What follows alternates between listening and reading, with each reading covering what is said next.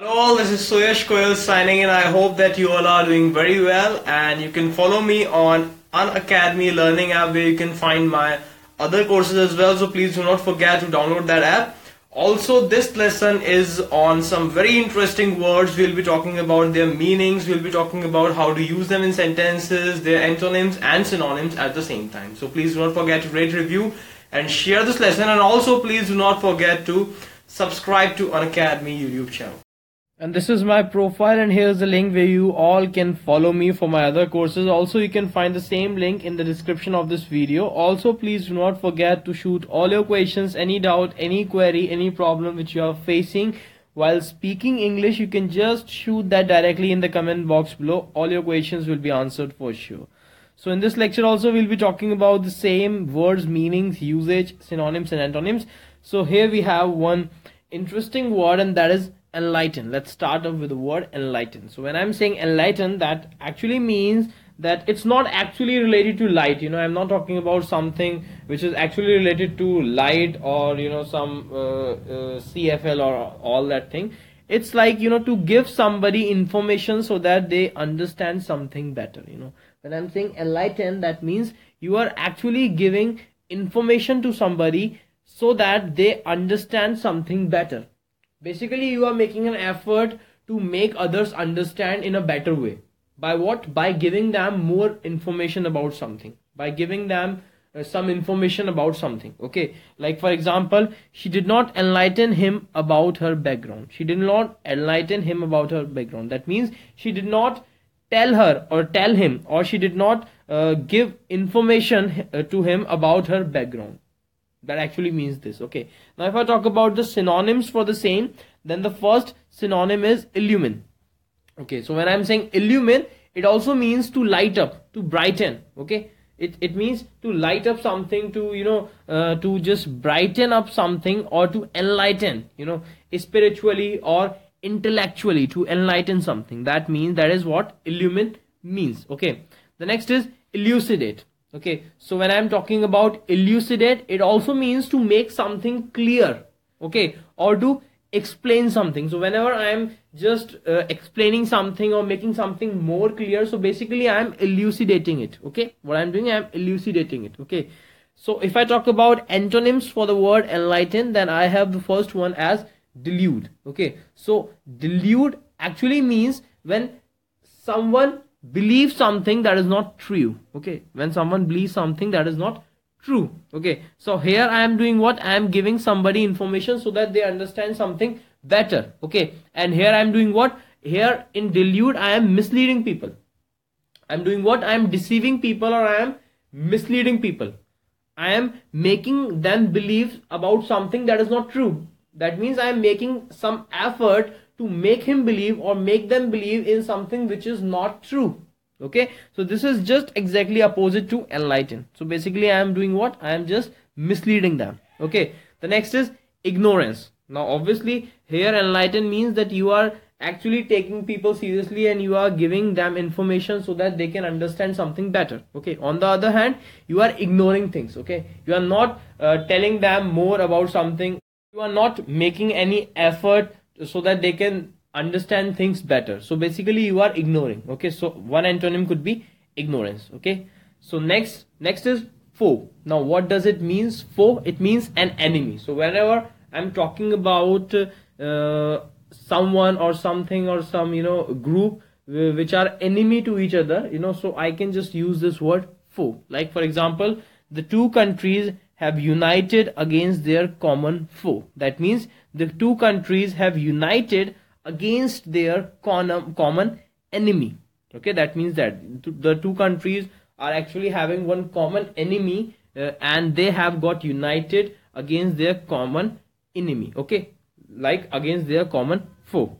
Now if I talk about the synonyms for this then the first synonym is adversary. Okay, the first is adversary, which means one's opponent in a contest. Okay, when I'm talking about any contest or any conflict or any dispute, then the rivalries or the enemies or the opponents or the competitors, they are actually what known as what? Adversaries. They are known as what? adversaries. Okay, the second is opponent. Now you very well understand opponent. Let's say we are in a competition, so all the contestants, all the participants are actually the opponents to each other. Okay, now if I talk about the antonyms for foe, then the first is comrade. Now what is comrade? It means a member, a fellow member of an organization. Now on one hand we are talking about enemy. That means you are actually representing two different parties who are enemy to each other. Okay, now when I'm saying comrade, that means you are actually representing the same party. That means you are not enemy, you are companion, you are members, you are colleague to each other. Okay, of a same organization. Okay, now if I talk about friend, then it's very well understood. Foe is an enemy and friend is someone who you are good with, you behave in a good way with your friend. Okay, now the next is fluent. Now what I'm talking about when I'm talking about fluent, that means able to express oneself easily and articulately. When someone is able to express himself easily and articulately, then we call that person that he is fluent. Okay, we call that the person is fluent. So this is what fluent is. For example, he was fluent in various languages. That means he was able to express himself easily and articulately in various languages. Okay, there are a lot of languages apart from Hindi and English in which he can communicate, in which he can just talk to other people, that too articulately. Okay, that too without any sort of hesitation. That means he is fluent in various languages. Now if I talk about the synonyms for fluent, then they are voluble and smooth. Now smooth, you understand, when I'm saying fluent, that means someone is fluent with some language, like he can speak without any sort of hesitation, without any sort of confusion. That means he is smooth. Okay, he is smooth. Okay, now voluble is talking fluently. When someone is able to talk fluently, readily, then we call it what? Then we call it voluble. We call it what? Voluble. Okay, now if I talk about antonyms, then the first is sluggish and the next is slow. Now when I'm talking about fluent, then yeah, person is able to express himself easily. Now when the person is slow, that means he is not able to express himself easily. He is hesitating. He is in a confusion state of mind, and that is why he is not able to speak fluently. He is speaking slow. Okay, and sluggish is what? Sluggish is some sort of, slow to respond, or lacking in some energy, or inactive, not taking active participation, or not actually speaking fluently. So that is what sluggish is. So these are the antonyms for fluent. The next one is fickle. Now what is fickle? Fickle is something which is changing frequently, even without a good reason. Okay, when a person is changing his decision frequently and without even a good reason, just like that, so that time we call it fickle minded. We call it what? Fickle minded. So similarly, we have one more example, like the fickle customer changed her order several times. The customer is actually is not able to decide that what is the material or what is the product he actually or she actually needs. Okay, he's changing it again and again and again. So he is a fickle customer and who is changing the order several times. Okay, so this is what we call fickle, and that is how we use fickle. Now if I talk about the synonyms and antonyms for the same word fickle, then the first synonym is capricious. Okay, so when I'm talking about capricious, it actually means unaccountable changes of mood or behavior.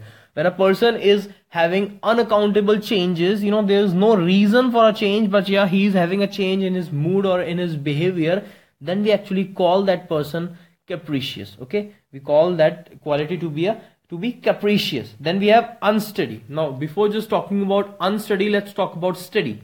Steady is something which is not shaking, not moving, something which is balanced, which is stable. Okay, so when I'm talking about unsteady, that means something which is not stable, something which is shaking, something which is moving, something which is not supported, something which is not balanced. Okay, so that is exactly what fickle means, changing frequently, and that is what unsteady means, changing frequently.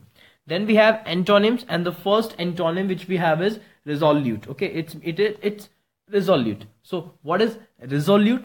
Resolute actually means determined, unwavering.